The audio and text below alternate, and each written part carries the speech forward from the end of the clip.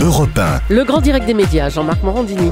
Et le fait média du jour, c'est ce témoignage anonyme d'un membre de l'équipe de production de Koh-Lanta qui sème le doute sur les circonstances de la mort de Gérald Babin, ce candidat de 25 ans décédé vendredi dernier au Cambodge lors du tournage de l'émission. Bastien Millot, bonjour. Bonjour Jean-Marc. Vous êtes notre expert en communication. Alors on va essayer de revenir sur ce qui est dit dans ce témoignage. On rappelle dès le début, on le rappellera encore à la fin, que bien évidemment il y a deux versions dans cette affaire. Et alors qu'il est, on ne sait pas quelle est la bonne version. En tout cas, il y a deux versions. Il nous a semblé important ce matin de vous donner ces deux versions. Exactement Jean-Marc, avouons-le d'emblée pour nos auditeurs, il y a un véritable malaise ce matin à évoquer ce rebondissement sur le drame de Koh-Lanta et qui plus est au moment même où la famille du candidat décédé est de retour en France après s'être rendue au Cambodge. Alors on se souvient de l'émotion qui avait été provoquée par le décès de ce candidat, on en a parlé ici lundi dernier. En fin d'après-midi de vendredi, TF1 et Adventure Line Productions avaient publié un communiqué sur ce drame en précisant que le jeune homme avait été pris de crampes lors du premier jeu qui suivait l'arrivée des participants sur le site,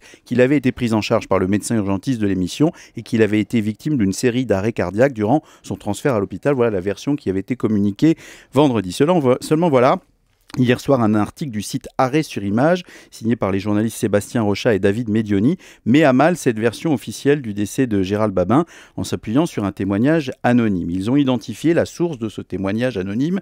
Il s'agit, selon eux, d'un membre de l'équipe de production d'Adventure Line Productions qui aurait été présent au Cambodge au moment du drame et dont, évidemment, ils disent qu'ils ne peuvent pas révéler le nom, tout en précisant que ce mystérieux témoin a joint également les rédactions du Monde, de Libération, de Mediapart et du Canard enchaîné, donc visiblement il avait envie de parler. Et là Jean-Marc, on est en présence d'un cas d'école parce que le site Arrêt sur Image fait son travail, il est dans son rôle, mais l'anonymat du témoignage pose question.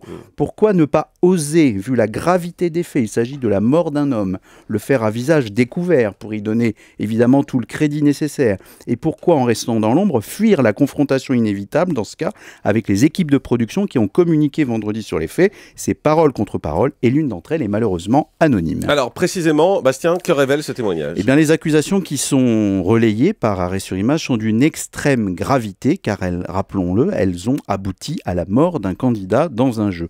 Et elles portent sur trois aspects différents. D'abord, on s'interroge sur le lieu sur lequel s'est produit le drame. Tantôt c'est évoqué sur une plage, tantôt sur un bateau, tantôt à l'hôpital. Donc le site met l'accent sur la difficulté à savoir précisément l'endroit où s'est passé le drame. Ensuite, le site met clairement en cause l'attitude de la production en posant une question: a-t-elle ou pas fait intervenir immédiatement le médecin urgentiste de l'émission ou a-t-elle laissé se poursuivre la première phase du jeu? Le nom du médecin est d'ailleurs révélé.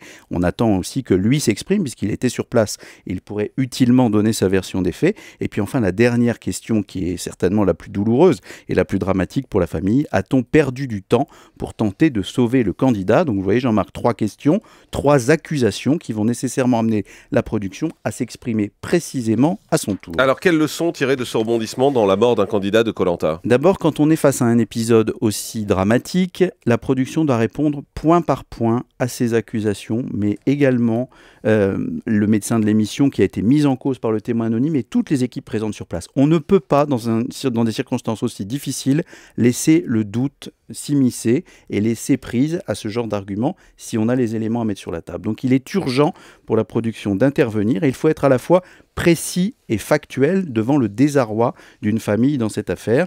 La production doit communiquer au plus vite et surtout ne pas faire la politique de la chaise vide. Et puis rappelons-le Jean-Marc, il y a un volet judiciaire dans cette affaire. La police cambodgienne l'a classé. Nous n'enquêterons pas plus parce qu'il est mort d'une crise cardiaque, avait indiqué une source policière cambodgienne aux Parisiens aujourd'hui en France, et une source judiciaire à Paris avait indiqué au même journal que le décès ne présentait selon eux aucun caractère suspect. Le parquet de Paris n'a donc pas été saisi de l'affaire. Chacun se fera son opinion sur cette affaire, mais si possible dans la clarté et dans le respect. Merci beaucoup Bastien Millot, et bien évidemment si les producteurs veulent intervenir, ils sont invités demain dans cette émission.